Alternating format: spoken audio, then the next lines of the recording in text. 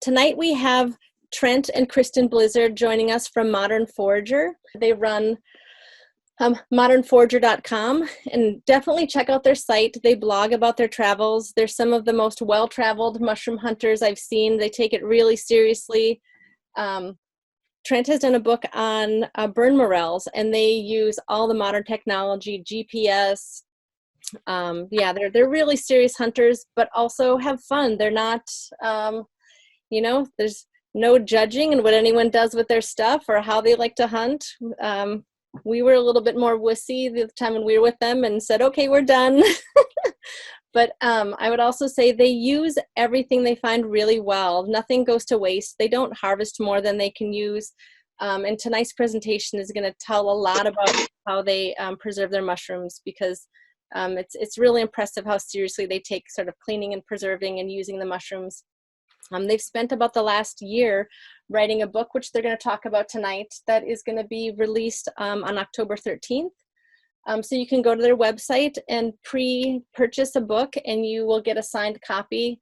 I got to see sort of a sneak preview of it a couple weeks ago, and like we were talking about a little earlier, half the fun of mushroom hunting is the people you meet and the stories they have to tell and the things they know. And their book has stories and recipes from all these other prolific hunters and chefs and people from all over the country. So it's just a really nice overview of the who's who of mushrooming, and really interesting recipes as well.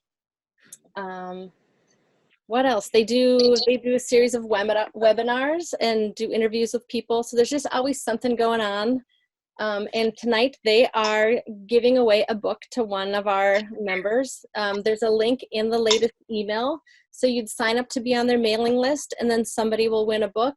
And then if you're on their mailing list, you'll hear about other webinars and new products. You're not going to get a barrage every day or anything. Just when something interesting's happen. They're really great on their website also about listing other mushroom events. So like I said, I went to Soma camp this January. So in January in the Sonoma County. And it's because I had met these guys a couple years ago at the Oregon NAMA, and they said, hey, we're going to be at Soma. Do you want to join us? It's going to be fun. So it's just sort of that camaraderie of sharing what's new and sharing what's happening. And I really appreciate it. And I really appreciate them joining us tonight to share that with you guys. So please welcome Trent Blizzard of Modern Forager. Thanks, Kathy. It's exciting to be here. And even on short notice, it works pretty good for us. So thanks for having us. Kristen is on there somewhere in here. I don't know if she'll pop on and say hi. She has her video turned off, but she's on the chat right now to help manage that and answer any questions that come in that she can answer. So maybe we'll see her. She's over in the other room. I'm here. I don't know if you guys can hear me, but I'll just say hi quick. Thanks for having us so much. We appreciate you. And I probably will mute myself and stop the video because Trent's doing the presentation, but I will be in the chat. So if you have questions for me, feel free to throw them on out. Okay, thank you. I have a lot of stuff to cover today, and I think I will start, if it's just okay with everybody, just talk a little bit about us and what we're up to before I launch into a lot about mushrooms and preservation. We live in Glenwood Springs, Colorado, and we have not enjoyed a very long and very dry season. It's really been quite unpleasant to hear this summer. Am I coming through okay? Okay, good. We actually were just out in your neck of the woods for a couple of weeks in Wisconsin and Minnesota, visiting friends and family there and mushroom hunting and getting, a lot of rain. You all have a lot of rain and awesome forests, and they're really fun to visit. We have a website, Modern Forager, and we just like to share what we adventure out, what we find out in the woods when we're adventuring. And originally it started around around burn morels. And if you're not familiar, burn morels are morels that grow in old forest fires out in the west, Colorado and west, all the way to the coast nearly. and they grow in just hugely proficient amounts. I don't know if proficient's the right word, huge amounts. And you have to find them by going to last year's forest fires. So we started mapping forest fires so we could go find the mushrooms. And it just turned into something a lot of people wanted were our maps. So we started making them available, and it kind of just snowballed from there. So that's our first passion were the burn morels. And now we really hunt everything we can here in the U.S. and the upper Midwest is our new kind of favorite spot to come visit. Now we're going to do a little giveaway. I think we planned on doing that tomorrow morning for anybody else that signs up. We're going to give away a book, our new book, which will be landing here and shipping out in the next week or two, we hope. It has not arrived yet, but apparently it's somewhere in the postal system. And I'll show you that here. It's called Wild Mushrooms, a cookbook and foraging guide. And that's what we're going to be going through today, are a lot of our tips and preservation recipes with you. Let me stop that. And then the other thing I just wanted to give away is we've got these nice foraging knives. They have brushes on them. They come in a nice box. So we're going to give away two things, just a little extra. I think we have at least 30 people already signed up. So your odds right now of winning are pretty good. I will say, for those of you that get knives, here's a tip. You can see they've got that long brush. If you cut that brush a little shorter on your mushroom knife like this, it often works a lot better. The longer brushes don't seem to work as well. And if they get all bent out of shape, here's another tip. Hold them over steaming water, like from a kettle, and that hot steam will straighten your brushes right back out again. It also works on your fishing flies, by the way. So just a little tip for you. All right. Let's see, I think we're ready to go here, unless I have any more announcements. I want to talk today about at least a dozen different ways to preserve mushrooms, and I'm going to focus on mushrooms that you're going to find there in Minnesota. And I think I want to start with a really obvious one, which is dehydrating, and kind of dive a little deeper into that. That's clearly the most efficient way to preserve mushrooms, because they do not require any energy for long-term storage, and they last a long time. You might ask how long. My experience is probably longer than you. A lot of people that have preserved mushrooms for even 10 or 20 years like to talk about how delicious they are years later. Now, I haven't been doing it that long, but I've found the mushrooms that I've preserved for 5, 6, 8 years are still quite nice. So they do last a long time. Now, when you do dehydrate mushrooms, there's all kinds of dehydrators that you can use. Now, there's expensive ones. I won't name any names. We just use really cheap ones that we buy at big box stores, and they seem to work pretty good. We like to turn the temperature down to maybe 140, and we can stack 12 trays in there and run them overnight, and they'll dry. It's a good idea to maybe rotate your trays halfway through the cycle to get a more even dehydration. A lot of people talk about the temperature not getting it too high when you dehydrate. I haven't really had a problem with a commercial dehydrator being too hot.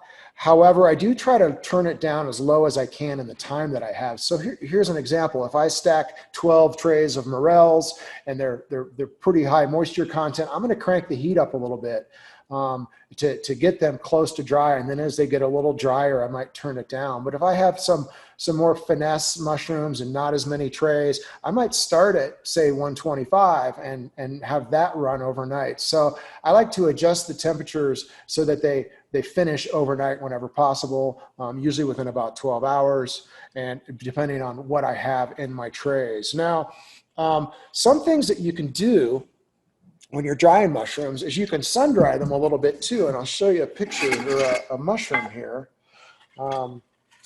This is a sun-dried porcini button. Here we go. And I'll hold that up to the camera there, and you can see it's pretty dark. It's turned brown. If you just in a dehydrator, it's going to come out and look really white, not as brown as that. However, the cool thing about these they taste just as good, But a little bit of sun will really ramp up the vitamin D in your mushrooms and even make them more nourishing. Now, I don't recommend that you only air dry mushrooms, and people do that. The problem is if you don't get them really completely dry, they will rot when you put them and store them for long-term storage. So even if you do sun dry or air dry them, it's often smart to finish them off in a dehydrator and just make sure they're done. I usually look for them to crack or be like a cracker, as opposed to being flexible or bendable is the sign that I'm looking for. And we will frequently remove half the mushrooms if they're dry out of our dehydrator just to keep it going instead of over dehydrating mushrooms. Often dehydrating condenses the flavor of mushrooms as well. Now, we've tried to dehydrate a lot of different mushrooms, and just a quick list here, I'll run through a couple of your locals that we like.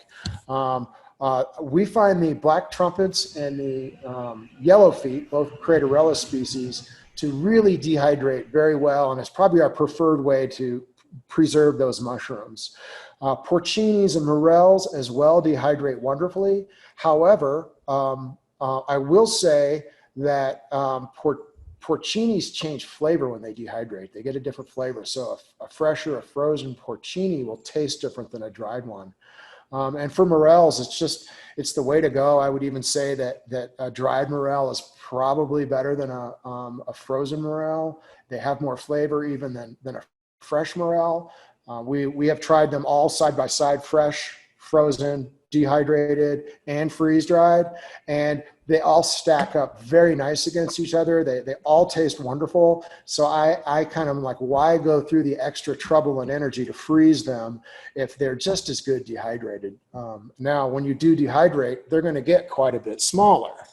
So here's an example of a jar full of dried morels, and they're pretty small.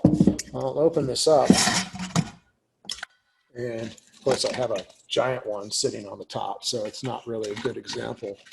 But you know, they can get pretty small when they dehydrate. However, the same morel, if you freeze dry it, which I'm going to talk about in a minute, will maintain its size. So I'm going to hold off on the freeze drying for just a minute, and we'll look at those then. Now, packaging is important when you dehydrate, and I think this is where a lot of people kind of go wrong. With their technique, they store them in Ziploc bags, or maybe non-airtight enclosures. So what I recommend is you store your dehydrated mushrooms in glass or in good plastic. And by that, if we take a look at this, here are some lobster mushrooms, and they're stored in this really nice plastic that then is vacuum sealed. And I find that the mushrooms really keep well like this, or I'll store them in jars, you know, depending on how many I have, big or small jars, and they keep pretty well in the jars too. And then to take it a little bit further, I've got a lot of props around me, so I'm going to keep pulling them out. I use one of two things inside the bag. So this is a desiccant. It's a food safe desiccant. I buy them in bags like this online. The more you get, the cheaper they are. And what I do is I put these in any mushrooms for the short term. So all my jars that I'm continually opening and closing, I'll put one of these desiccants in, or maybe more, especially, you know, you can be in a moist environment there, to keep my mushrooms dry and to make sure that they store well. And I've had pretty good luck with that. The worst case scenario is when you have a jar full of morels and one of them is not dehydrated and it will wreck the whole jar. This can save the day for you. The other thing I use are these. Now, if this removes moisture, it's a desiccant. This removes oxygen. It's an, I don't know, oxygen scrubber. I don't know what you call it exactly. It's a little bigger.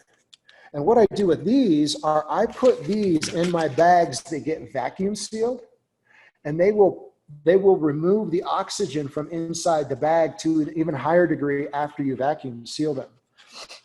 That will really make your product last many years longer if you need it to. And this is a trick that preppers use to keep their food lasting a long time, is not the desiccant, but the oxygen remover.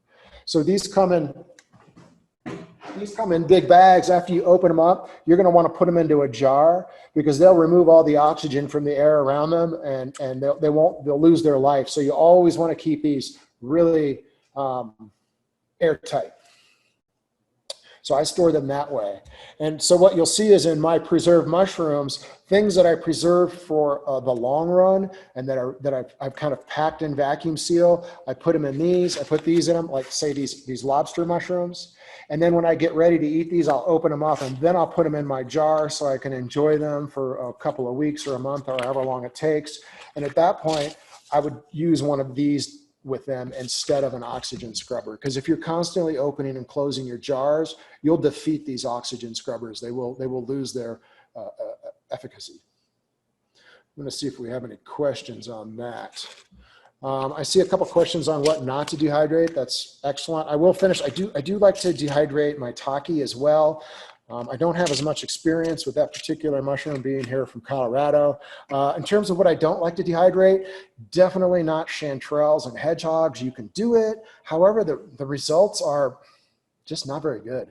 I find some other techniques I'm going to talk about for those two mushrooms. And chicken of the woods, I don't usually dehydrate those. I'm still on the fence figuring out how to dehydrate chickens and rehydrate them. I've had much better success freezing them, which I'll talk about soon. Somebody said they're wanting to get a dehydrator. My good tip is go cheap. We buy the Presto unit from Walmart or a big box. I like them. You get the extra set of trays, so you can have up to 10, 12 trays. And the thing I like about them is they stack up in a more efficient size than a lot of other dehydrators. I'm not saying they're better. I think if you go into a mycological group and a page and say, what's the best dehydrator? Everybody thinks theirs is awesome. I think they are awesome. You don't need to buy an expensive one or really worry too much about it. I like CJ Brunette. You got an old one from Craigslist. That's the way to go. And how do you know when you're over dehydrated? I don't know. I don't over dehydrate. I pull them out soon after they're crispy. I don't let them sit in there and just kind of run. I don't know how to tell if they're over dehydrated though. I don't know what that actually looks like. Okay, so yes, and you're right, Judy, you do want to put them in the freezer bag.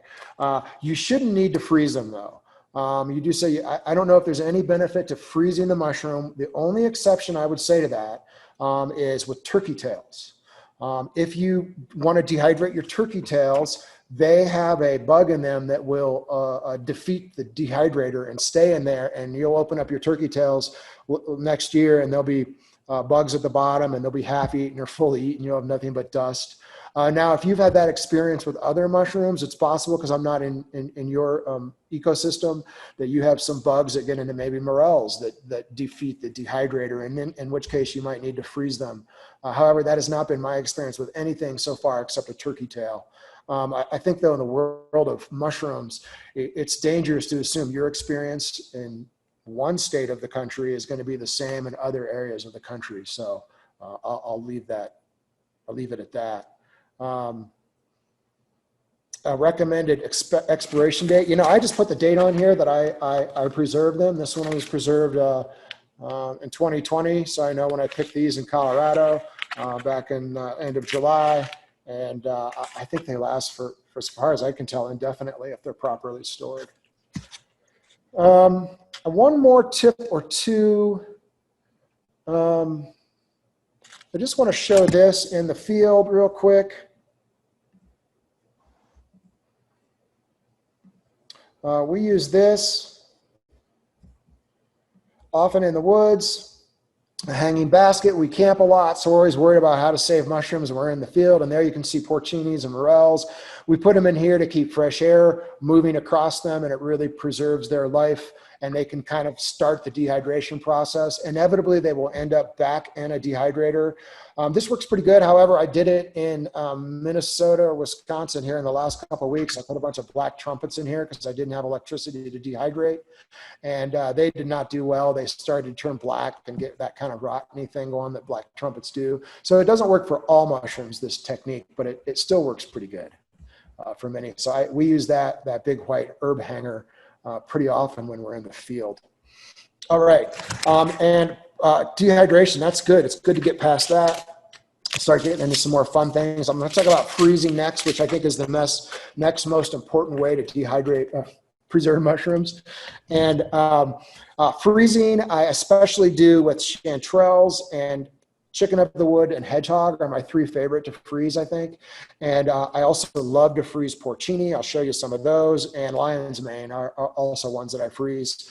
I think freezing works with everything. It's not something you want to do, though, like, say, morels. I have a lot of frozen morels in my freezer, and I'll pull them out and eat them. They're not any better than the dehydrated ones, other than they're taking up room in my freezer and using unnecessary energy.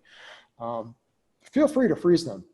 Now, let me talk about a couple techniques, though, for how we freeze mushrooms. Technique number 1 is we freeze them raw, and this is not recommended by many people. We've had great luck with it, though.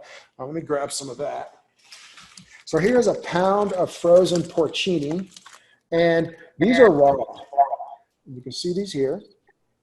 And what we do to freeze raw mushrooms are we spread them out on a cookie tray or a sheet, and we put them in the freezer, and they're not touching each other for probably 2 hours, and they'll freeze rock hard. And only then do we collect them together and put them in a good freezer bag. This is good plastic right here. This is not a Ziploc bag.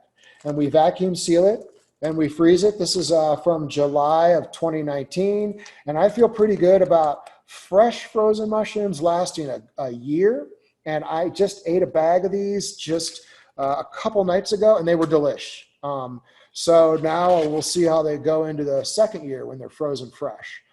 And depending on your mushroom, you may want to do this. Now, we like to do it with porcinis because porcinis have a different flavor when dehydrated, and they're good dehydrated, but I prefer the fresh ones. These are really easy to thaw. You just, you can put them in the pan almost frozen still, or you can put them in kind of on the counter for an hour and then put them right in the pan, and they saute up beautifully. Now,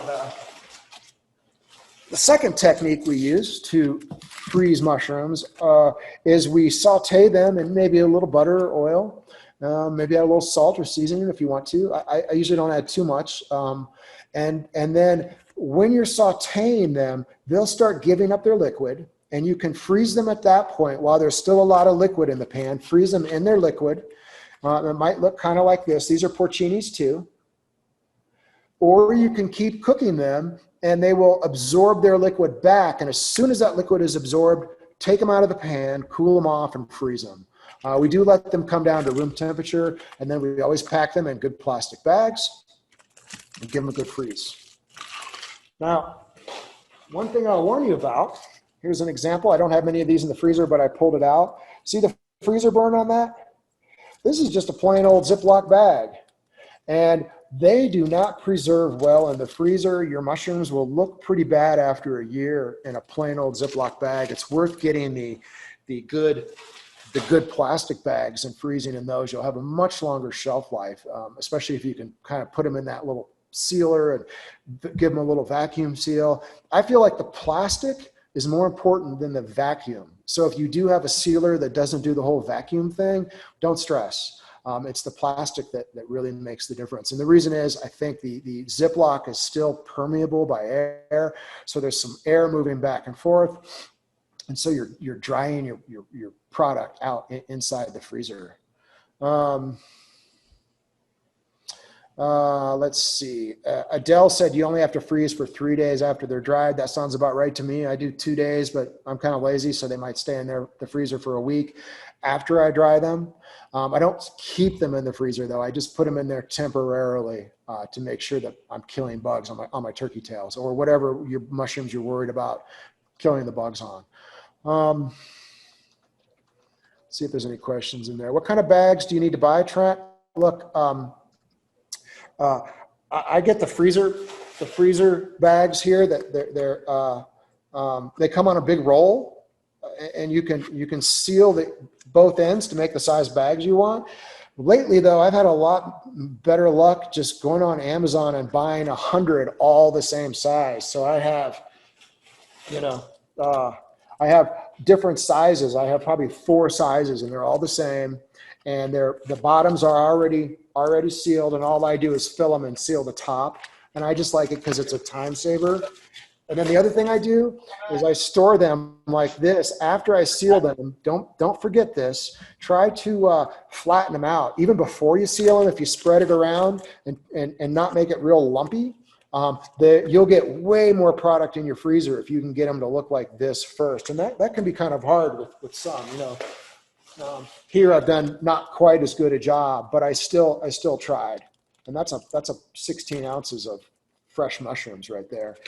This is smaller, and it's probably, I bet you there's 2 pounds of mushrooms in here that have been cooked down. So freezing also reduces, cooking and freezing reduces the size, which is also a benefit.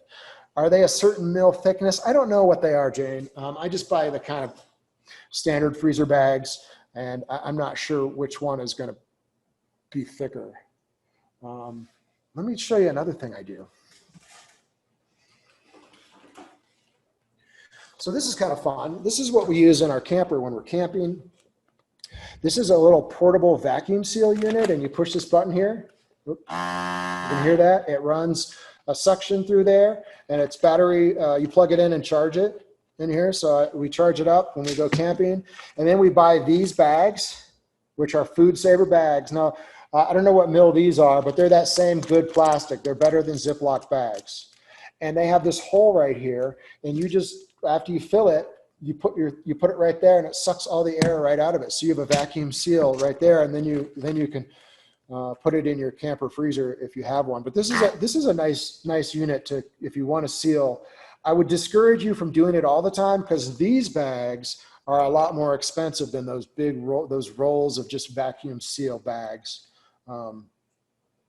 I will say that there's the Ziploc and the Food Saver brand of vacuum seal bags are both pretty nice. I tend to not buy the cheapest ones because I like them, and I think I kind of like them because it pens right on them better. I don't have a good reason. I don't know that they actually preserve the food better.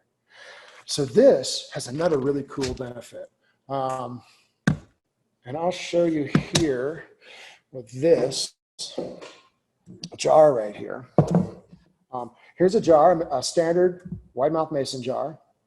I'm going to talk about freeze-dried products in a minute, and that's what this is. And you can see it's like vacuum sealed. Did you hear? Hopefully you heard that. Sorry, I'm making a lot of noise here for the mic to pick up, I think. And in the top, it's vacuum sealed. Right on the top, I have my little oxygen thing. I'm going to pull one of these out. I just want to show you, that's a lobster mushroom. Look how like white and perfect and fresh. I mean, these are just beautiful, beautiful, and they're freeze dried, which I'll talk about next. But what I really wanted to show you, I'm going to put it back in there. I'm going to put the lid on it, okay? I'm going to put this down just a little bit so you can see. And you can get this thing right here, and it goes on top like that. And then you can put that there. And it's sucking air right out of there.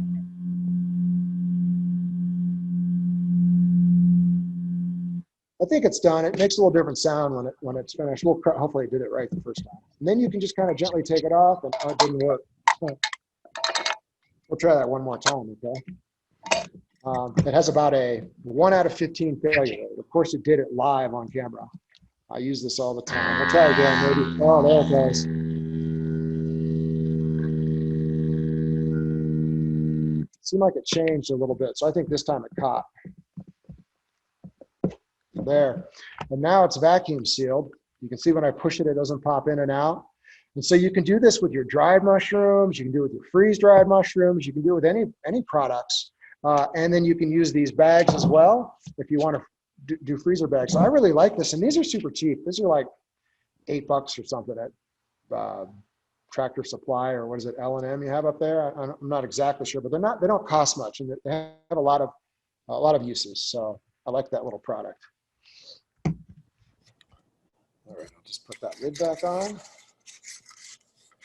And let's see what else we have to talk about. Freezing. We talked about freezing raw. We talked about cooking and freezing. I showed you how to seal jars. One last thing I do like to freeze my oysters too. Now, oysters will dry okay. I think oysters are best fresh. I got some ideas for oysters in a few minutes to share with you that I prefer. However, with often lion's mane and porcini and oysters, if you get a bunch, you can put them on a pan and roast them in the oven, like 400 degrees. You roast them till they're cooked and starting to turn brown, and then you can freeze them. And the benefit there is if you saute, if you have a big basket of mushrooms, sauteing can take, hours at the stove of sauteing one batch after another. You can load in a whole basket into your oven and roast them at 400 and kind of go through that process a lot quicker. So the roasting is a shortcut to freeze a bunch of mushrooms. And I think it maybe tastes a little better. I think maybe that roasting action on the mushroom somehow brings out a little more flavor than the butter and the saute does. And then you just freeze them in serving size bags. So the portable food saver, I think you can get them at those nice big Tractor Supply stores. You can get them at Walmart, or you can get them online. They're pretty easy to find. The brand is Food Saver though, that I use there. And by the way, if you get the big Food Saver sealer, which they're kind of expensive, I got one at a estate sale, so I got it really cheap. They have the same attachment. You can pull it out and you can seal using that. You can also seal the bags and the jars. However, you can't really take that in your camper very easily with you. And Jane, I toss them in oil before roasting for sure. Not too much because I don't want to overpower it, but I do like to get just a little bit of oil on there too, for the flavor, whatever your favorite oil is. All right. I think we're good on freezing. Now we're going to move on and we're going to get into some weirder things. We'll talk about freeze drying. All mushrooms seem to freeze dry pretty well. The ones that I probably enjoy the least would be the yellowfoot and the hedgehog and the black trumpet freeze dried. And I love chanterelles freeze dried. They're brilliant. They're so good because when you can't really dehydrate a chanterelle. They just don't taste very good. They have a weird texture. And I'm going to talk about some other ways to freeze them that I think works better than just what I just told you, the saute method, which is the standard. If you freeze dry them, let me grab one of those. Here we go. These are actually Minnesota chanterelles. This is a jar of freeze-dried Minnesota chanterelles. I'm going to hold it up real close up there, and hopefully you can see they're beautiful. They keep a pretty good color. They get a little paler, but they maintain about 90% of their size. When I open this up, we're going to get a little pop. I'll reseal that. I kind of cut them in half so that the whole fruit dehydrates well in the freeze dryer. So I don't put things in that are too big, but they're just absolutely beautiful.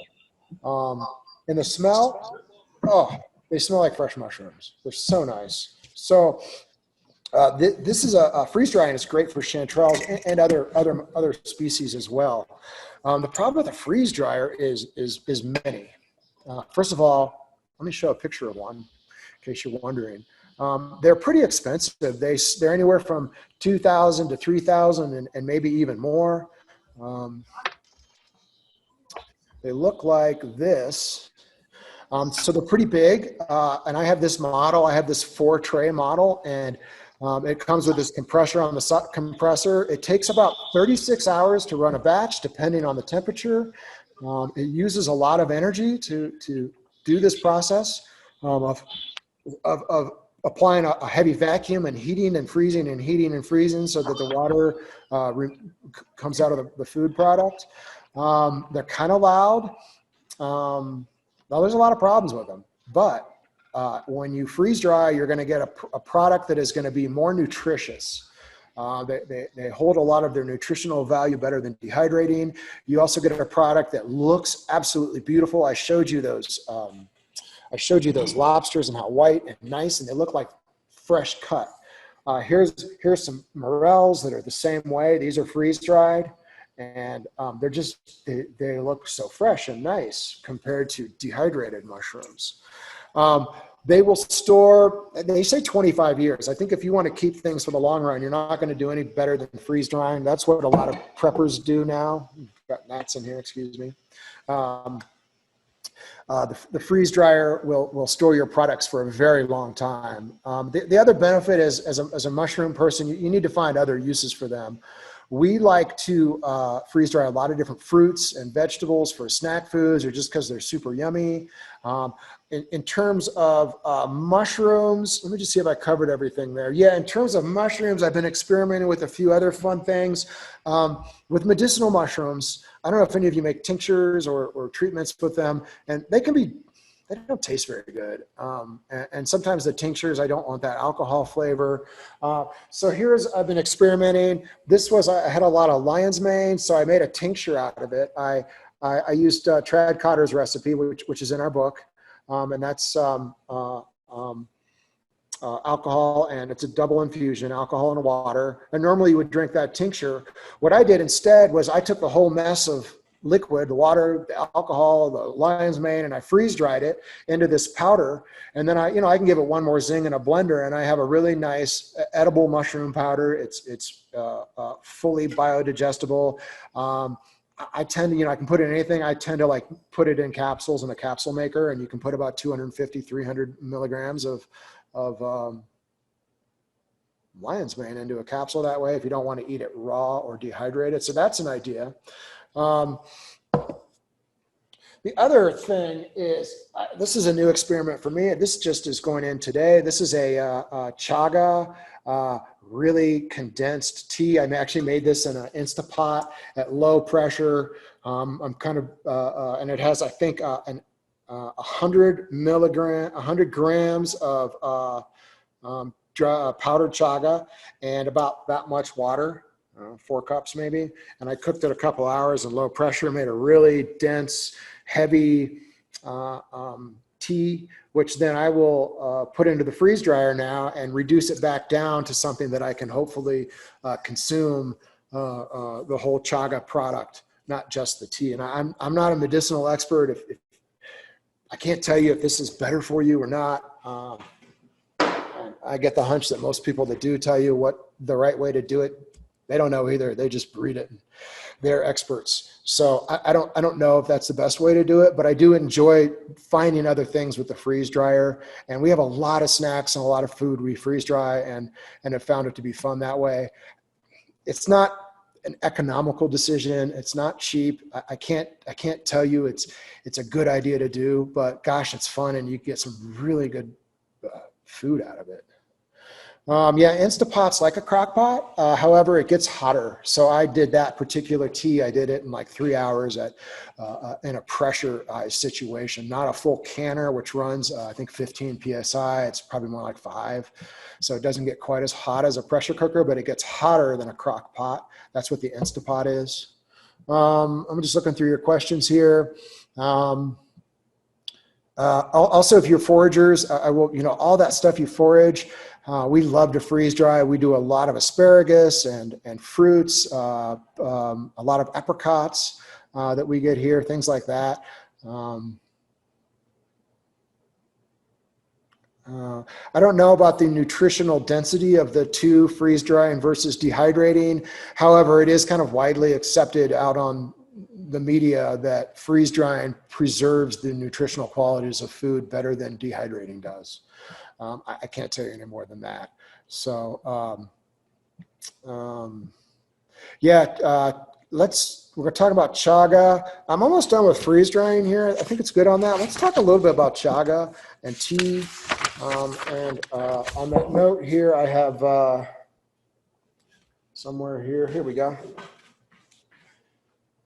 This is going to be a more conventional chaga drinking tea. I'm just going to set this here. I have a nice glass of ice. I'm going to pour this on the ice. I like it cold. You can see it looks like tea. It's got about that same kind of dark tea color. And chaga tea is quite delicious. And it's one of the few medicinal mushrooms that doesn't taste like medicine. That's pretty good. It's just a tea replacement.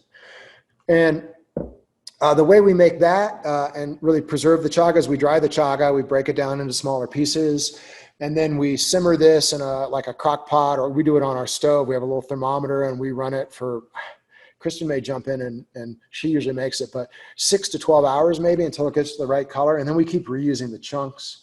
We recently took those big chunks and ground them up and kept reusing them. And we keep making it until basically the tea stops getting dark, and then we throw the chaga out and start again. I will say you can get quite a few batches out of a little bit of chaga, and you should be economical with it and try to make it go as far as you can. But boy, does it taste good. If any of you have not enjoyed chaga, it's a really nice tea, and it has a lot of medicinal benefits, which again, I'm not going to really get into, but some of the ones that I think intrigue us that people report are better skin and brighter eyes, maybe some blood pressure assistance, as well as it's good for your digestive system. It's a pretty neat medicinal mushroom. And I have such a low tolerance for taking medicine. I like that I actually enjoy drinking this.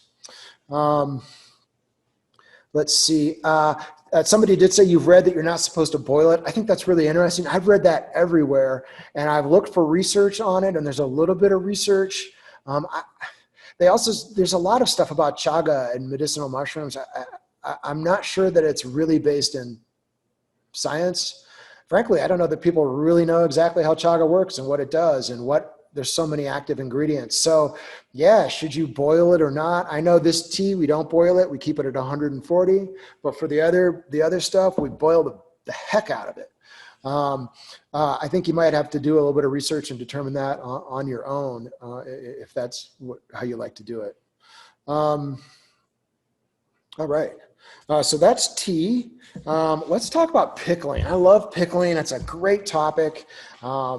Anybody that mushroom hunts a lot is for sure doing a lot of pickling, right? Because the more we interviewed foragers for our book, the more we found how many people pickle. So our book that we're coming out with has 17 mushrooms covered. 3 of them are medicinal: reishi, chaga, and turkey tail.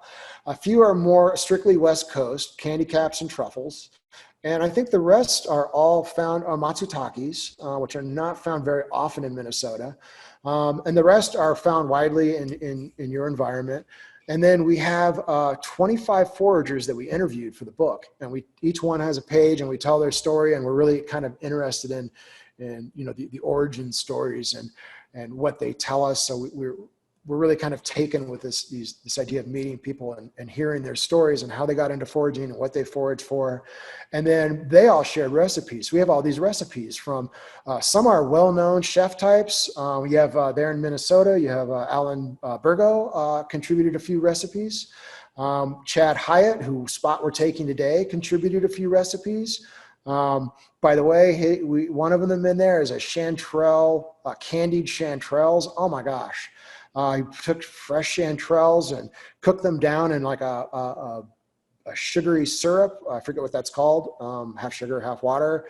Keep cooking it down, and you end up with the sugary water gone, and it's all around the chanterelles. And it's like, I don't want to say it's like candy. It's not. It's absolutely delicious. And it was a good example of, we didn't have fresh chanterelles, but the freeze-dried ones turned out just as good as the fresh. And we could have never pulled that off with dehydrated or frozen ones. But he contributed several good recipes. So we have these 25 foragers, some well-known, but a lot of them are just normal people that hunt mushrooms and have also delicious recipes. So it's quite a mix of people and quite an eclectic set of recipes. And we asked everybody, we didn't always get it, but we really focused on recipes that you could use in the off season. Look, anybody can cook fresh mushrooms up and make them awesome, but we really want to try to figure out how to enjoy that big haul of black trumpets that we got last week in your neck of the woods for the next year. And that's what the recipe focuses on. And even though some of them say fresh, very rarely do we use fresh mushrooms when we worked on the cookbook. So that's the focus. Aaron Berg, you just mentioned, I'll get to jerky in a minute. Let's take a look more at pickling. So with pickling, there's a couple of mushrooms we favor: oysters, chanterelles, hedgehogs, porcini, and maitake is pretty good too. Now I think you can pickle all kinds. There are 3 ways that we like to pickle. The first way is called a hot pickle. What we call hot pickle, where basically you pickle your mushrooms in your pickle mixture, and then you put them in a bath of hot water and you can them properly, and they're shelf stable. For us in Colorado, we will put them in boiling water for 25 minutes. If you have a canner, you can do it a shorter amount of time. I think if you're at a lower elevation, you can do it a shorter amount of time. And they're very shelf stable. And we can do that with all the mushrooms. I have an example here. I thought I did. Yeah, here they are. Here's some chanterelles, pickled 2 years ago, and they're fine. They're shelf stable. The problem is, I feel with hot pickling is that they often kind of be slimy. That's the word for it. And we don't really favor them as much. So when we pickle this way, we don't usually just pop them in our mouth and eat them because they have an awful texture. Oh, I'm sorry about that. Let me make that go away. That was my phone. Instead, we might saute them before we cook with them, only because that tends to take the slime out and change the texture and make them more palatable. And that's one of the neat things about pickled mushrooms. I think if you're really going to go into pickling and preserve mushrooms this way, is you don't want to just eat them as an appetizer with a cute little fork. You want to find out how to cook with them and put them in meals, and they can be really good. So I'll give you an example. Just 2 weeks ago with Kathy, she can attest to this because we slaved in the kitchen. We pickled up a bunch of hedgehogs. Now our pickling mixture that we typically use is 1 part water, 1 part vinegar, and then we throw in some peppers, peppercorns, some garlic, some fresh dill, and mustard seed, and like a chili powder or chili flakes if we don't have the kind of peppers that we're used to here. And we use white vinegar. Often we prefer champagne vinegar. It's our favorite. We think it has the best flavor, but it's a bit pricey, so we don't always use it. And then a lot of people use apple cider vinegar instead. That's awesome. People love it. I'm just telling you, we don't enjoy it, so we don't use it, but I think a lot of people do. It has a really unique flavor. And if you like it, it's even better. You don't have to go with the 1-to-1 mixture, water to vinegar. However, be careful. You got to keep your pH levels correct if you want to, not die. Or maybe it's a little over dramatic, but you know what I mean. We do it that level because it's pretty safe. We might dial it down a little bit for some recipes, but other than that, we're pretty cautious about the long-term pickle storage. Now I said that because what we did with Kathy was we had all these hedgehogs, which are difficult to preserve. They don't dry up well, so we pickled them. And I got that here.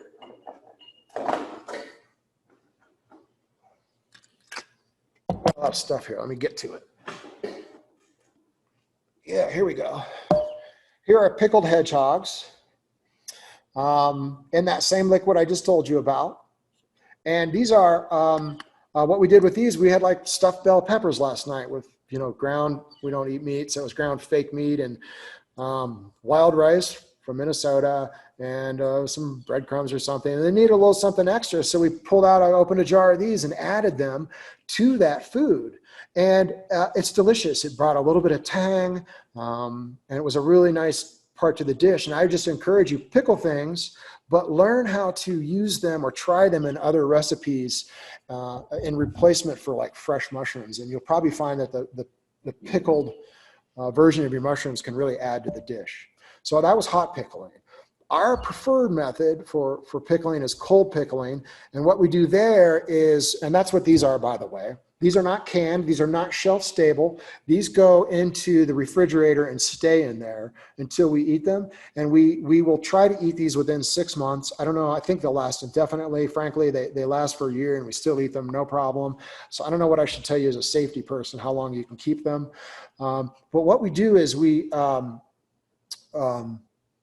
simmer the mushrooms, or we parboil the mushrooms in the vinegar in a pot for like 2 minutes till they shrink. And the only reason you're doing that is because if you don't do that and you pour the hot liquid over the raw mushrooms, what you end up with is, well, maybe something like this. You end up with a whole bunch of space in there because then they shrink down when they hit that hot liquid. And they're fine that way. It's just not economical to have a jar with half as much mushrooms and twice as much pickling juice. So we tend to cook them a little bit before we then pour the the half water. Oh, you know what? I missed two things in the recipe. It's half water, half vinegar. For every cup of liquid, we do 1 tablespoon of salt, kosher salt, and 1 teaspoon of sugar. So that when we make it with 1 cup and 1 cup, they'll get 2 tablespoons of sugar and 2 tablespoons of salt and 2 teaspoons of sugar. And then we put all the spices in the bottom of the jar that I mentioned, and then just pour we pack the pickles in after they've been in the hot liquid. We spoon them in here and we pack them in real tight. And then we pour the hot pickling liquid on and we seal it. We close it. We let it go to room temperature and then put it in the fridge. And it's pretty easy. And I think the texture on this cold pickling method is really much better. I prefer it much more. Why do you use kosher salt?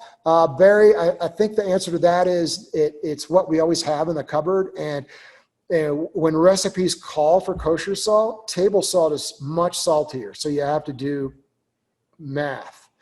So we do everything with kosher salt. You can use table salt, I think, just fine, but you have to use something like 60% of the quantity. And that's because by weight or by volume, I should say, kosher salt is less salty.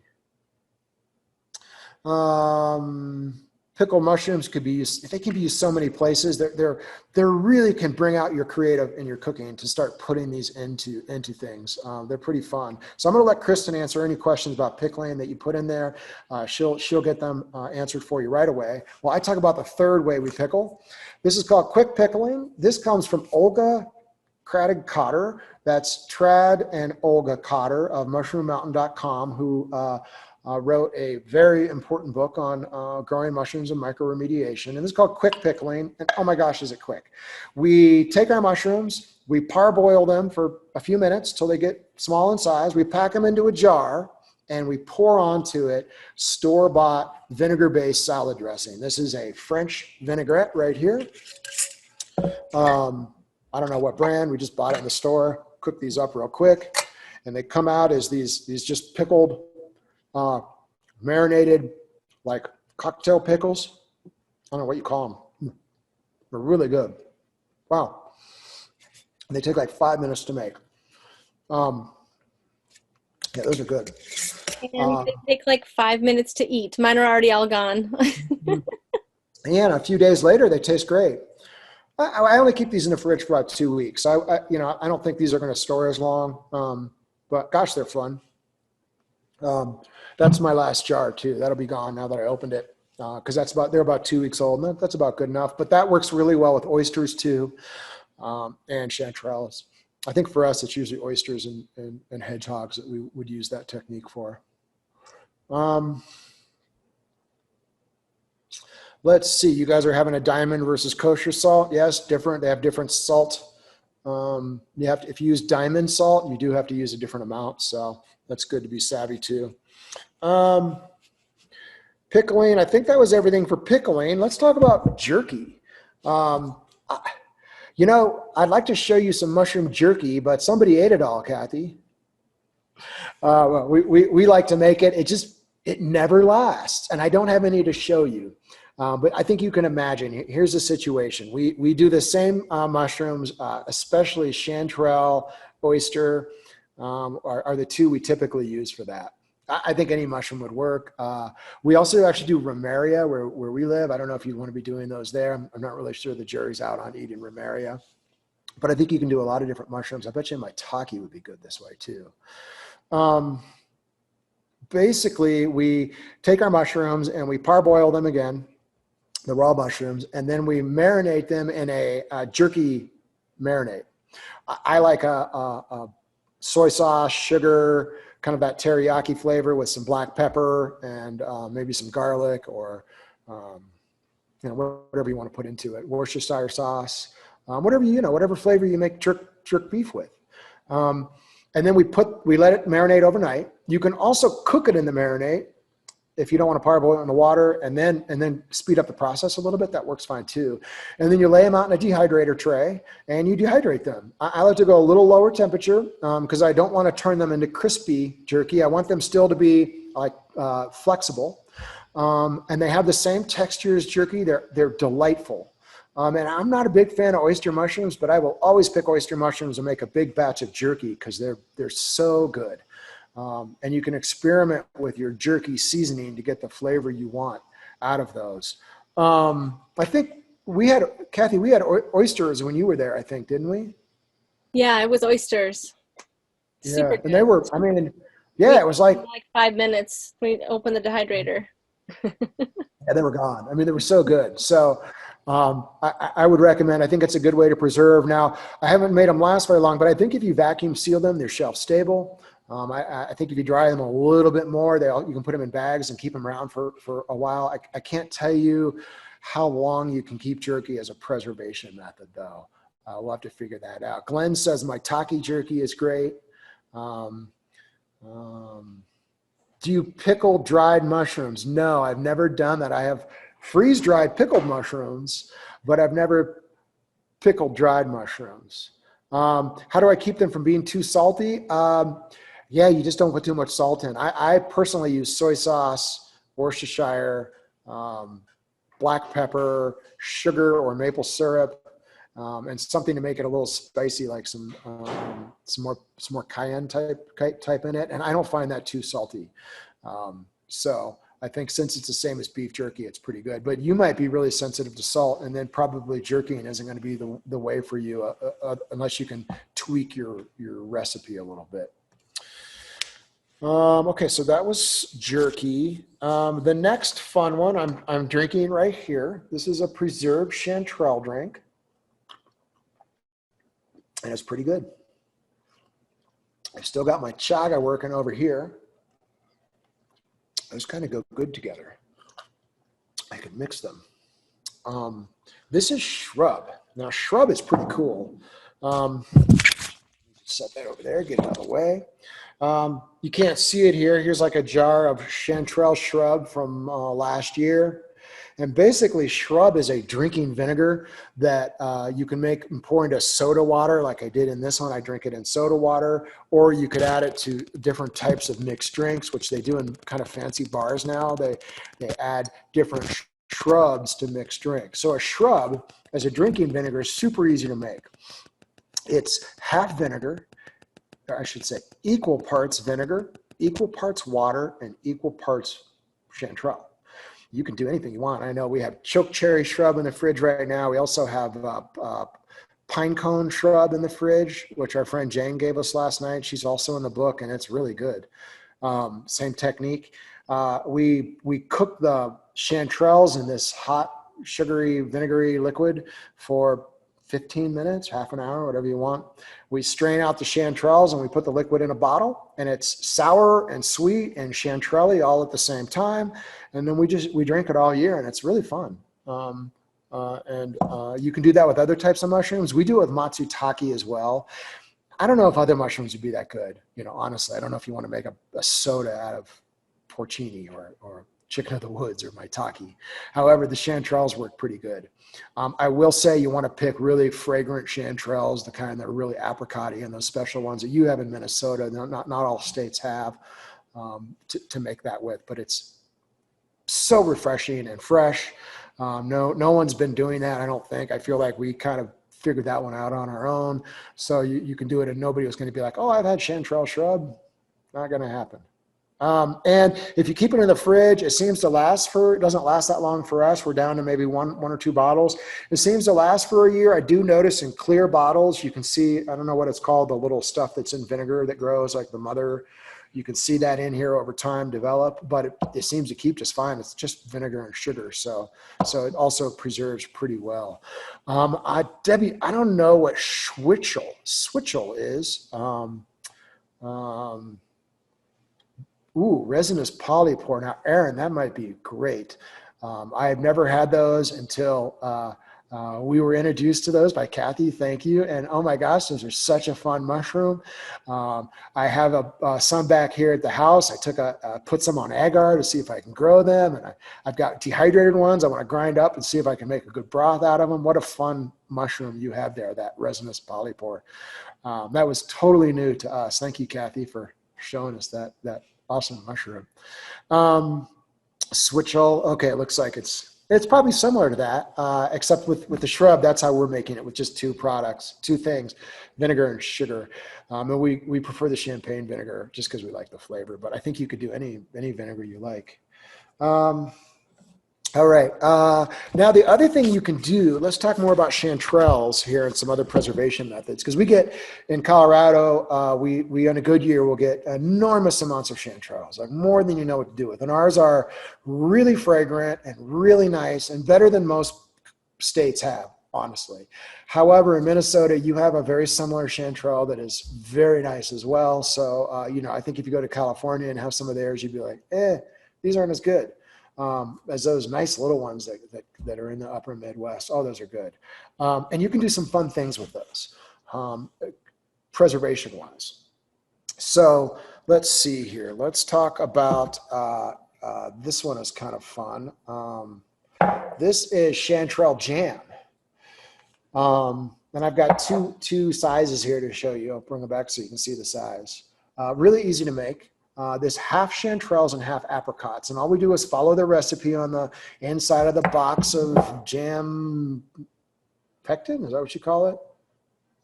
You open it up and it tells you how to make low sugar or regular sugar apricot jam. We follow the same recipe, except we take chanterelles and we chop them up and we put them in a pot with the lid or no lid, doesn't matter. And we cook them and stir them for, 20 minutes and cook them down so they're soft.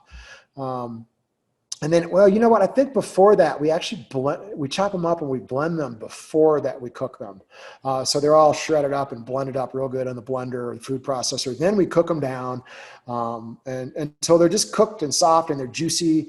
And then we combine them with equal parts apricot. So I think the recipe calls for something like 8 cups of apricot. We will do 4 and 4. And then just follow the directions and can it up like this in a hot water bath. And it's savory and it's sweet and it's a really fun jam that you can put on toast. Our favorite application for this, though, is, and you're going to want to try this if you can get these, and make sure you use good chanterelles for this, is take brie and you cut a puck out of the middle of the brie, a hole. And this is the perfect amount for a small wheel of brie. And you pour all this in there. Don't skimp on this. Put more than you think, because this is the best part. And then you wrap that in like a dough. We buy the dough at the grocery store. What's that called, Kristen? Can you type it in there? I forget what it's called. Puff pastry. Yeah. Or crescent dough works good too. Either one. I like the puff pastry, but I think recently gone to pastry dough because it's hard to find puff pastry in our grocery store. And then you bake it and you put a little butter. There's a name for that thing. Baked brie. Put a little butter on the top so it browns up nicely. And when you take it out of the oven and you cut into it and the brie oozes out and the jam oozes out and you've got the bread already wrapped around it. And it is so delicious. And you'll be like, oh, I should have put more of this on, because you want some of this in every bite with that brie. It's so good. Fun jam. And it lasts I keep mine in the fridge just for safety's sake. I'm not really sure about the canning of mushrooms, and I feel like it stores well. So I do keep mine in the fridge, even though they theoretically are shelf stable. I can't tell you that they are, or that is a safe way to store your mushroom jam. But pretty good. Now, the other thing we do with chanterelles are we make a duxelle. So a duxelle, you can do with all kinds of mushrooms. Basically, we take a giant stock pot and we put a whole ton of chanterelles in it. And by the way, this is probably our favorite way to preserve chanterelles. This is what we want in our freezer the most. It will last several years in the freezer. I can attest to that because we haven't had a good chanterelle year in like 3 years. And I think we just ate the last of them this spring, the last of our duxelle. But we put a whole bunch of these in the pot. And then we put and the recipe's in the book. We put a whole bunch of apricot in. We can use dried apricot or we can use seasonally fresh apricot here in Colorado that we have. Dried works great. Just chop it up into little smaller pieces. And then a bunch of soup stock, like we use a vegetable base, we use chicken, garlic and onion. I guess we saute the onion first before we do that. And the garlic, I don't think we put much in. It's not really a garlicky dish. And then the other secret is like a bunch of sherry, like in a big crock pot, or a big Dutch oven, we're putting in like a whole bottle of sherry, maybe even bottle and a half. And again, I got the recipe there. in the book. And then we bake it in the oven, in that big Dutch oven. We put the lid on it, put it in, get it real hot. We have to take the lid off because we want it to cook down and get thicker. And you stir it every half an hour because otherwise the top at like 350 or 375, the top will start turning black or brown. So we stir it, and when it gets to the right consistency, we take it out, cool it, and we freeze it in good plastic Ziploc bags, vacuum seal it. Oh, it's so good. It comes right out of the freezer, ready to go. You can eat it like with a spoon. You can put it on top of things like pasta. You can mix it into cream. You can do so many things with this kind of chanterelle, apricot, vegetable stock sherry mix. It's called duxelle. Now, also in the cookbook, we have a really good recipe for duxelle with porcinis. So you can do this with all kinds of mushrooms, but it's a nice way to preserve your mushrooms, especially the chanterelles. Duxelle is essential for beef Wellington. Yeah, I guess it is. Like a morel duxelle, maybe for that. We don't do the beef, so I can't tell you that I really know how to make that. Using the pH meter, I don't know how to tell if jam is safe with a pH meter. You'd have to look that up. I'm sorry. I know with pickles, you know, I'm looking for like 4.1 or better, or 4.2, but I usually go a lot overboard on the pickles than probably strictly what the pH tells me. So I'm sorry, I cannot answer that question. Tracy, you do not want to see our fridge. It is in our freezer. It's like awful. It's full of stuff. A lot of stuff buried in there. But we try to eat all. We keep working it. We try to eat this stuff all the time. All right, so that was duxelle. Now I want to jump back and talk about a confit and vinegar. This is if you have porcinis. And I know you don't have quite as many there as we do out west, but it's a favorite technique. Yeah, I've got this one here. And this one. Okay. So these are two techniques to preserve. I think you can do it with any kind of good meaty mushroom. The first one is going to be this salted and pickled porcini. And this is fun. This is a traditional preservation method. I'm going to eat one. These are so good. I can't tell you how good that is. I just got to take a break and eat for a minute. Here's what we do. And by the way, I love this recipe because this is the thing when you serve to your mushroom savvy friends, they will be like, what is that? How do you make that? Everybody wants this recipe.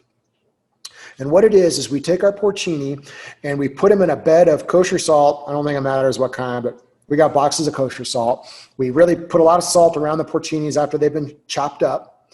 And then we let them sit in there for an hour or two, and the salt pulls the liquid out of the mushroom.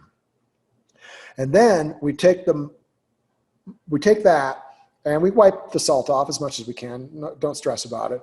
And we boil it in vinegar, white vinegar, for 5 or 10 minutes. I feel like I'd like to do it a little longer, maybe bring it to a boil and then let it sit in there longer. Because as I eat these, I've discovered that I want more vinegar in them. And then I'll eat another one. I'm going to have to set these aside. And then we lay them out on a tray to air dry a little bit. And what we're trying to do is let a little more moisture get out of them until where they're kind of chewy. That takes several hours. Typically, you put a fan on front of it to speed up the process. You can put them in a dehydrator. Just be really careful. Don't overdo them. You'll make them too chewy. And when they get to the right level, we put them in extra virgin olive oil. And they get packed in there. And we keep them in the fridge and try to eat them within a couple of months. And they're so good. They're absolutely delicious. They're salty and they're vinegary. Now, we do it both ways. Sometimes I skip the salt method and do just the vinegar method. It's not as good, I don't think, but some people don't like as much salt. So I don't know how to kind of get around that. Like, then you got to cook them for a long time in the vinegar, and they do take longer to dehydrate because you haven't had them in the salt. But I would encourage you to go with the salt method. I do think they're best. Now, the other thing we do is this is a confit. So with this, we chop up porcini or any good mushroom, and we cover them in good olive oil, and we slow cook them like in a crock pot or on our stove, turn it at the lowest setting, always overnight, 12 hours. And the mushrooms will, and by the way, it's very important, leave the lid off or crack it, so that what happens is the mushrooms cook in this oil and they release their liquid, which then evaporates out. So you got to have the lid off so they evaporate out, and you basically remove all the moisture from the mushroom that way. And then you pack them in that olive oil that you just cooked in and put them in the fridge. And we don't let these sit around too long. I think depending on what you read and where you go, you want to eat these within a couple of months. I don't think it's the safest way to preserve things for the long run, but oh my gosh, they're so good. And the difference between these, in my opinion, are I like to eat these, like snack on them. These we like to take out and cook with. So we might put them on top of like a pizza, for instance, or into some pasta. They're packed in oil, so they're a little oily to just kind of put in your mouth. But when you mix them with other foods, you can kind of mitigate that. But here's the secret, this oil is superb. Really the oil is where it's at. You can spread this on bread. You can cook with it. It's delicious extra virgin olive oil with packed full of mushroom flavor. It's super. This, because it hasn't cooked in it as long, this oil is not as good. I mean, there's nothing wrong with it, but this is as much about the oil as the mushrooms at this point for me. So good stuff. That's called I don't know what these are called. We just call them vinegar and salt packed pickles. These are called confit. Let's see what else is on my list here. We've got, how about a little salt? Here's a couple of salt examples. So this is just a salt that has ground up dried porcini in it. Just take your porcini, grind it up into a powder and add it to the salt. Makes for good seasoning. You can do that with any mushroom, of course. We just happen to have a lot of porcini, so that's what we do with them. This is a slightly variation on that recipe. This is from somebody gifted us this. Brian Barzy. This is not in the cookbook. It's a new idea, but it's really good. It's if you smell it, it's super morelly, like if you opened a jar of dried morels, it would smell like this. It smells really good. And what he did was took a bunch of morels and put them in salt for a little bit, and they start to give up their moisture, and then he put it in the oven, really low temperature, said like 80 or 90 degrees, and just slowly dehydrated it.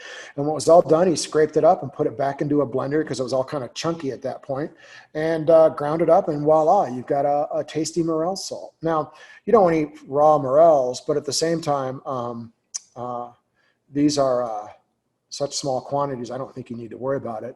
The other thing with morels I didn't mention it, that pickling recipe is awesome with morels, with little baby morels. If you pickle them, they're really good. Very desirable way to prep your morels. And this whole thing about cooking morels and cooking mushrooms, I haven't had any problem eating pickled morels. I think we cooked them like in boil them a little bit in the water just to be safe. However, keep in mind for other mushrooms, pickling is cooking. Fermenting is cooking. So you can pickle your mushrooms, and it's the same, and you can boil your mushrooms. It's the same as putting them in butter. It will break down the ingredients and make it hard on your belly.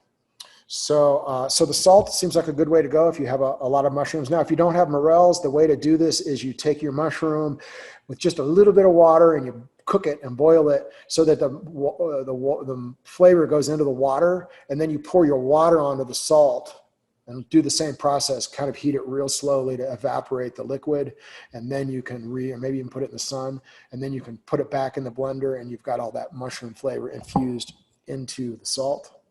You can do alcohol.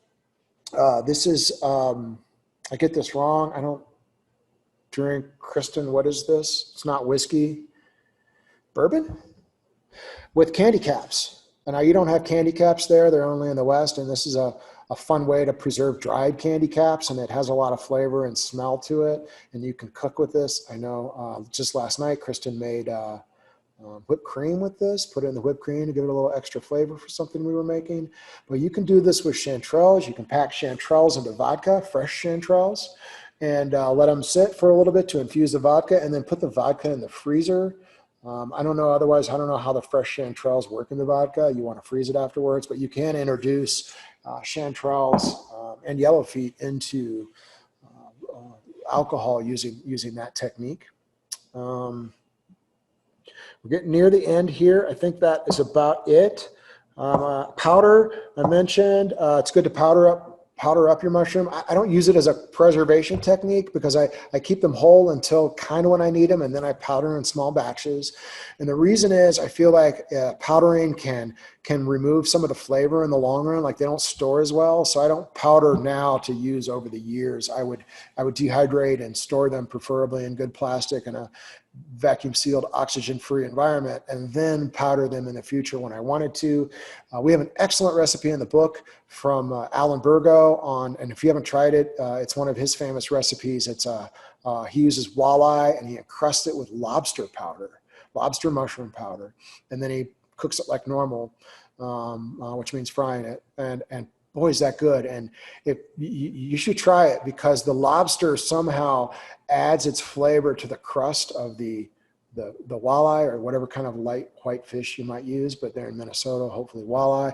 And it really makes a pretty good synergy. And it was especially cool to kind of eat it and go, if I smell the lobster and then I taste the walleye, I can really sense the flavor that lobster powder is bringing to the walleye. So that's a lesson that mushroom powders can be introduced into a lot of different types of cooking.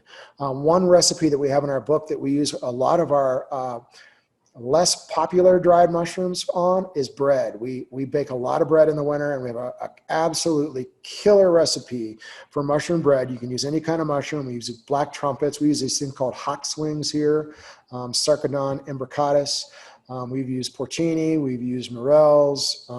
We have a really excellent recipe, and I say that because we spent a long time making really bad bread that was no good with mushrooms and mushroom powder, and it took a while, and we think we nailed it. And I would encourage you to check it out. It's a fun technique that's really easy that involves letting your bread ferment overnight before you bake it instead of letting it rise properly, and it seems to work magic. Really nice recipe. Yeah, puff balls, we love those. Now we don't cover those in the book. Now, yeah, good reminder, Tim, for everybody. We're kind of nearing the end here. Sign up for the giveaway. We're gonna run that tomorrow morning and give away a knife and a book, and we will email you and let you know for sure. So expect to hear from us. We haven't done lacto-fermented mushrooms, and I think that's because we've done it with vegetables and we've not really enjoyed that. So we've kind of stayed away from the lacto-fermentation. However, there's koji is a whole world of mushrooms that you can experiment with. I mean, oh my gosh, it's crazy what you can do with fermentation and lacto-fermentation with mushrooms. So there's a lot to do with turkey tail. Thank you, I didn't talk about that. This is a turkey tail tincture. Following Trad's recipe, I ground the turkey tail up. My grinder's a little beat. I couldn't get it into a powder. I have it sitting in Everclear. And then when this sits for 2 weeks at least, maybe more, I will strain the Everclear off. And then I will put some hot water on this. I'll probably kind of really cook it pretty good in hot water a little bit. Let it sit for a couple more days at the most, maybe 2 or 3. And then I'll combine those in proportions of about 3 to 1, water to alcohol. And then use it as a tincture. So that's what I do with turkey tails. I don't know of another way to really prep turkey tails. Reishi, you can do the same thing with reishi. A lot of people make a tincture out of it. I think it tastes horrible. It's like medicine. However, we have an absolutely killer hot tea reishi recipe in the cookbook. That's from Eleanor Shavit, who is a food genius with mushrooms. And she like mulls the reishi, and it's got honey and apples and cinnamon and trying to think what else it has in it. Oh, it's really, really good hot tea, like a mulled apple cider with reishi in it. It's really nice. And then we also have several other recipes in the book where we use reishi, soak reishi and things, and then add it to recipes that we can share that are in the book. But they're not really preservation methods. Yeah. Talk about how you were saying Eleanor Shavit has a mushroom pantry with like. Yeah, I've only seen pictures of it. I'd like to see it in person, but she has I understand a temperature, some people have a wine room. She has a mushroom room. It's temperature controlled, and it's filled with beautiful glass jars full of mushrooms that are all impeccably labeled on where and when and what they are. And she knows a ton about mushrooms, and we're fortunate to have a few recipes from her in the book as well. And she's from the East Coast. So she contributed some really awesome chicken of the woods and maitake recipes to the book. Let's see, what else do we have going on here? Thank you. I think I've kind of worked through it. If anybody has any extra questions about kind of the preservation techniques here, let me know. If you think I'm missing anything, let me know. Maybe we'll get it in the next version. It's always fun to find new ones. I think the thing that I feel that's missing after traveling around more, and we couldn't really do it, is there's so many other good mushrooms. We really focused on the 15 most kind of common around the country that we thought would bring the most utility. Because part of the problem we wanted to solve was when you come home with more than you know what to do with. And so these mushrooms are all ones that you go out and you might find in huge quantities and go, what am I going to do with 20 pounds of chanterelles? I got to find a way to preserve them. So that's the problem we're really trying to solve with the book is that. And Kristen didn't put it on there. It's also available on Amazon for you, which will save you some money, and they give you the Prime shipping. You can order from us, and we give you a signed copy, whatever works for you. I have to say, when we found those hedgehogs, which, not to be snooty or anything, but they just had never been my favorite mushroom, but they were huge. Like, I had never seen such big hedgehogs, and part of me was like, oh, if we collect all these, am I going to be able to use them? And then you guys recommended pickling them. And then I wished we had more, because by the time they cooked down and went into jars, they were just instantly eaten. Yep. Yeah. We have a few left. I have that one big jar still left. So, and I like them frozen. We've sauteed those ones up in butter and put them in the fridge and put them in the freezer. So we have some frozen ones as well. And they're not like a mushroom that's full of flavor, but for some dishes, that's perfect. You don't want to bring a mushroom into the dish that's going to overpower anything else in it. And we just want to have some mushrooms in it. And I think hedgehogs are a great go-to for that, where maybe a morel is not quite what you want to add to a dish, but you still want some mushroom flavor. So and maybe they're just a little bit sweet too. So they have that going for them. Yeah, you had that note too, that a friend of yours had really studied Thai cooking. Since we just had Zach presenting Thai mushrooms to us last month, kind of mentioned that, in America, we kind of think of pickles as a garnish or a relish. And lots of people really use pickling just because they don't have refrigerators and they want to preserve the season. And then to drain those out and then use them in a stir fry was like a completely different flavor. So I was really intrigued by that idea. Yeah, and we I think often over pickle. Like, we use a lot of vinegar, and you don't have to use that much. You'll have to learn what you can do, and you might have to get a pH meter to really bring it down if you want. But I know, like, for instance, I experiment a lot with that, and even right here on my my jar of maitake, I've got this is my 1 to 3 experiment. So I've got 1 part vinegar to 3 parts water, and there's a 1 to 2 and a 1 to 1. So I can try some different things, and I'll put a pH strip in here and make sure that it's still acceptable before I eat it. But it stayed good so far. So I do experiment a lot with that. The other thing is, in the book, we're not big fans of oyster mushrooms. Like, they're just hard to really enjoy, things to do with them. And we had some really good oyster recipes that were really different. They're not cook them in butter. They're not saute. They're Asian inspired recipes that are really fun and different, that excited us quite a bit. And the recipes are very eclectic. Another thing, just to kind of plug the book, we did all the photography. I think there's a couple pictures from a friend that we needed to kind of round out our species pictures. But we did all the photography. We did a lot of it on our homemade dishware. We like to pot in our spare time, do ceramics, that is.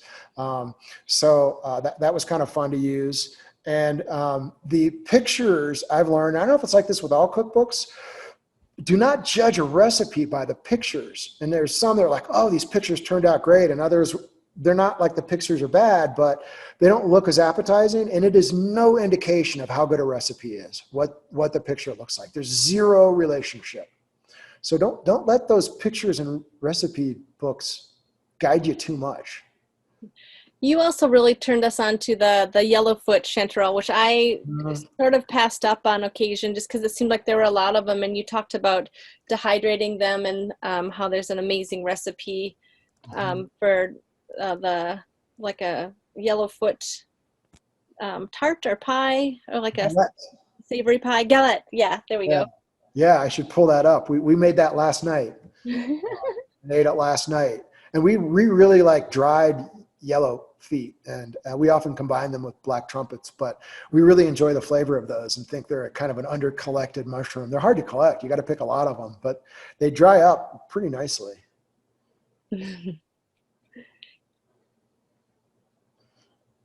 That was one of the questions we asked everybody in the book was what's your, what's your most underappreciated mushroom that you enjoy, but other people don't?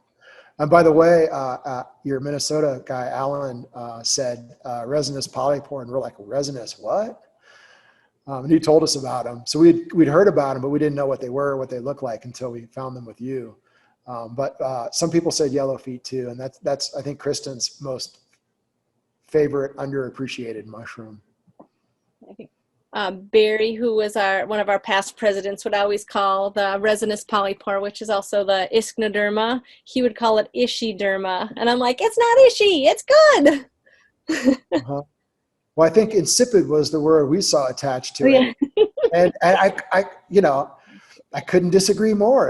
There was nothing insipid about it. It was fun and beefy and had a really fun texture in your mouth. It was a neat mushroom. Jim Mars is asking if you can speak a bit about cleaning. Oh gosh, yeah. Anybody that picks mushrooms knows you spend a lot of time cleaning.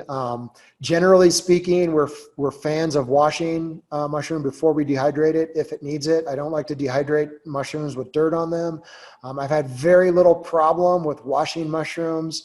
I tend to swish them around and right directly in water when I can. I do know that if you do that, you need to dry them out again. So that's one of the secrets is after you wash them, you do need to let some fresh air come over them and bring them back to the level of wetness they were at before you started. And that's before you do anything with them. So if you're going to dehydrate, don't wash your mushrooms and throw them right in the dehydrator. Wash them, lay them out on racks or on towels and maybe a fan and kind of get them dried out a little bit and then dehydrate them or then freeze them or then do your thing with them. That said, if I don't have to wash a mushroom, I won't either. I'd rather not if I didn't have to, but I don't like dirty mushrooms. We don't like buggy mushrooms either. We're pretty careful about throwing away buggy mushrooms. And, if you like buggy mushrooms, more power to you. But please don't serve them to me. I just won't tell you if I serve them to you. No, if I don't know, that's okay.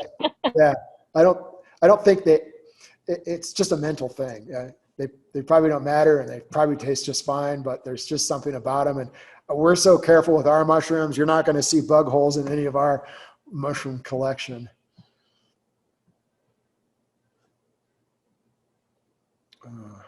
Let's see that. I'm trying to think what else might be around washing.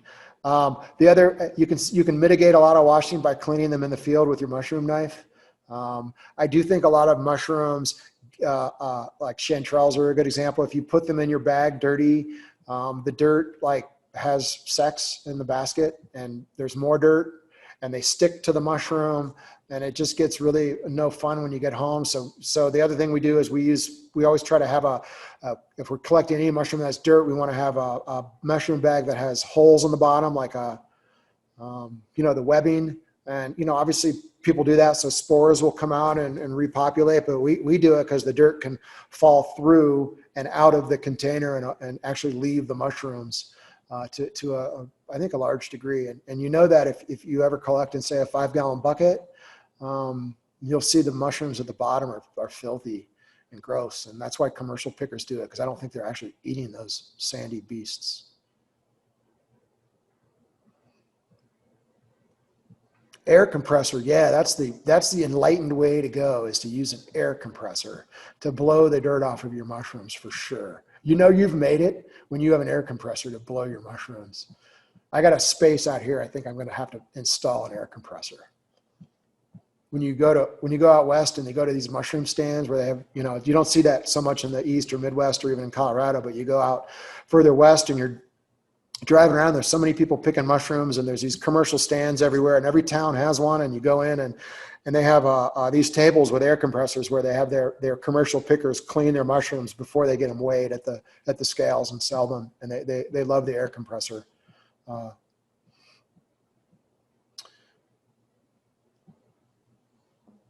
Salt, we don't use salt at all when we clean our mushrooms ever. I think people that use salt, I shouldn't say ever, I would use them to get bugs out of oysters maybe if there's bugs on the outside of my oysters.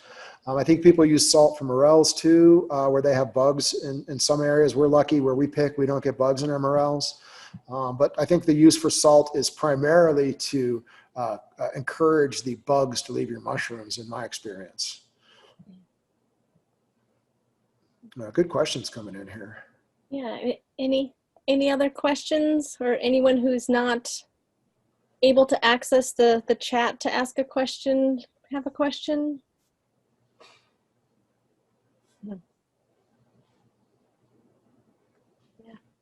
Yeah, this has been so helpful, so amazing, because everyone has a couple tricks they use, but I don't think anyone goes quite as far as you do. And I was so impressed with just how seriously you took cleaning and preserving your mushrooms. And if any of you are ever out in Colorado, make sure you reach out and say hi, and maybe we can get out in the woods with you. I hear NAMA's going to be in Colorado next August, the week before the Telluride Mushroom Festival, which sells out quickly. So if you're going to do that, get your tickets early. And hopefully we'll get the rain, and it's epic out here in August. There's a lot of porcini and a lot of chanterelle and other mushrooms that you might not have there, like hawkswing that you might enjoy. So it's a fun place to come visit if you guys can get out here next summer.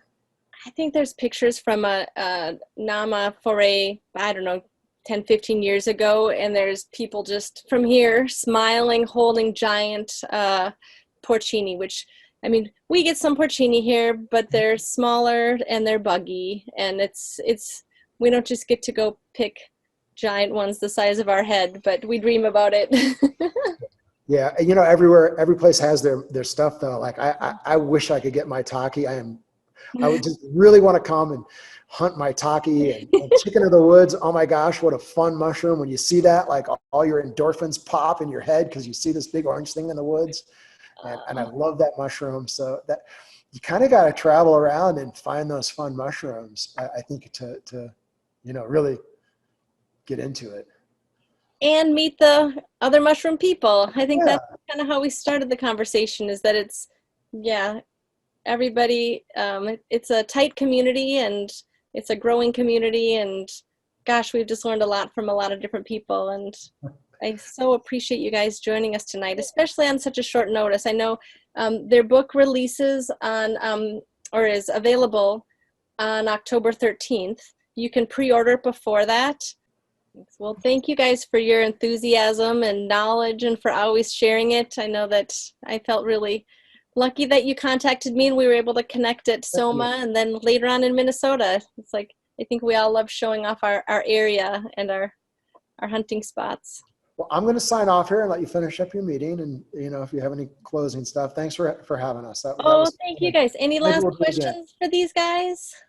Well, I just want to say thank you, Trent and Kristen. You really wrinkled my brain tonight and taught me a lot of new things.